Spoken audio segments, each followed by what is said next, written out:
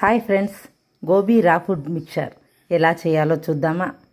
కావలసిన పదార్థాలు: గోబీ పూలు చక్కగా కడుక్కొని పురుగులు లేకుండా క్లీన్ చేసుకొని తీసుకోవాలి. అలాగే పచ్చి కొబ్బెర, క్యాలీఫ్లవర్ తురుమాలి. క్యాలీఫ్లవర్ ముక్కలు ఈ విధంగా తీసుకొని శుభ్రం చేసుకున్నాం కదండి, అవి తీసుకొని ఇలాగా నీట్గా తురిమేసేయాలి. ఫ్లవర్ వరకు మాత్రమే తురమాలి, వెనక కాడ తీసివేయాలి. గోబీ ఈ విధంగా తురుముకోవాలి అన్నమాట.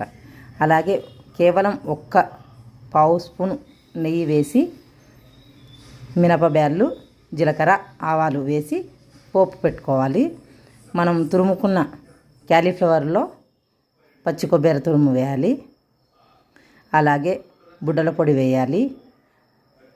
అలాగే కొద్దిగా ఉప్పు కూడా తగినంత వేసుకోవాలి. మనం ఇందాక పోపు పెట్టుకున్నాం కదండి, మినప్పాలు, జీలకర్ర, ఆవాలు, ఆ పోపు కూడా వేసి నీట్గా అంతా కలిసేలా కలపాలి. అంతే, మన గోబీ క్యాలీఫ్లవర్ మిక్చర్ రెడీ.